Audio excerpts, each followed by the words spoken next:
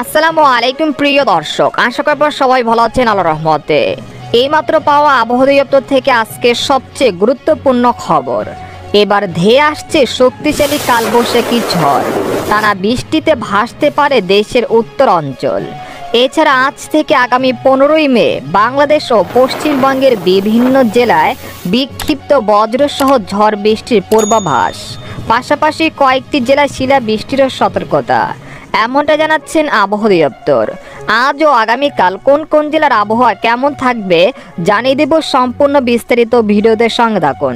আর সবার আগে সবার প্রথম সঠিক আবহাওয়ার খবর জানতে আমাদের চ্যানেলটিকে সাবস্ক্রাইব করে রাখুন।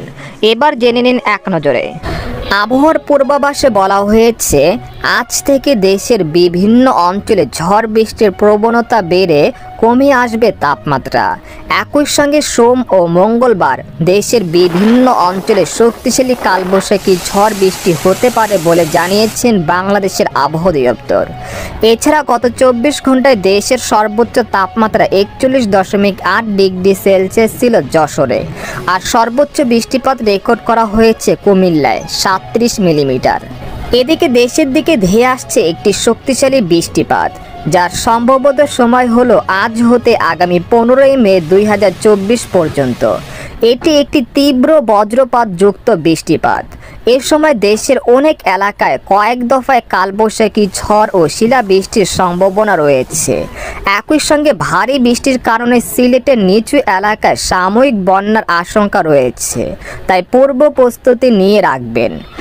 এদিকে আজ হতে আগামী 15ই মে পর্যন্ত যেসব অঞ্চলে সবচেয়ে বেশি বৃষ্টিপাতের সম্ভাবনা রয়েছে, এর মধ্যে সিলেট, ঢাকা, ময়মনসিংহ, বরিশাল ও চট্টগ্রাম বিভাগে প্রায় 150 থেকে 200 মিলিমিটার পর্যন্ত বৃষ্টিপাত হতে পারে।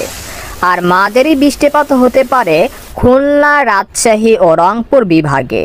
এইসব অঞ্চলে প্রায় 100 মিলিমিটার পর্যন্ত বৃষ্টিপাতের সম্ভাবনা রয়েছে। এই বৃষ্টি চলাকালীন সময় কেমন থাকবে প্রকৃতির আবহাওয়া? পরিষ্কার আকাশ, হঠাৎ উত্তর পশ্চিম দিক থেকে কালো মেঘ, এরপর দমকা হাওয়া, তারপর বজ্রসহ কালবৈশাখী ঝড় হতে পারে এবং অধিকাংশ বৃষ্টিপাত হতে পারে বিকেল থেকে সকালের মধ্যেই। তাই উত্তর পশ্চিম আকাশে কালো মেঘের সঞ্চারণ দেখতে পারলে রোদের কাজে সতর্ক থাকবেন। এদিকে বাংলাদেশে আবহাওয়াবিদ মোহাম্মদ ওমর ফারুক জানান, আজ সকাল 9টা থেকে পরবর্তী 24 ঘন্টায় সিলেট বিভাগের কিছু কিছু জায়গায় এবং রংপুর, ঢাকা, ময়মনসিংহ, বরিশাল ও চট্টগ্রাম বিভাগের 2-1টি জায়গায় অস্থায়ীভাবে দমকা বা ঝড় হওয়া সহ বৃষ্টি বা বজ্রসহ বৃষ্টি হতে পারে। সেই সঙ্গে কোথাও কোথাও বিক্ষিপ্তভাবে শিলাবৃষ্টি হতে পারে। এছাড়া দেশের অন্যত্র অস্থায়ীভাবে আংশিক মেঘলা আকাশ সহ আবহাওয়া প্রধানত শুষ্ক থাকতে পারে। এই সময় সারা দেশে দিন এবং রাতের তাপমাত্রা প্রায় অপরিবর্তিত থাকতে পারে। পরবর্তী 5 দিনে দেশের বিভিন্ন অঞ্চলে কালবৈশাখী ঝড় ও শিলাবৃষ্টি হতে পারে। তো এই ছিল খবর। এরকম লেটেস্টিং আবহাওয়ার খবর জানতে আমাদের সাথেই থাকুন।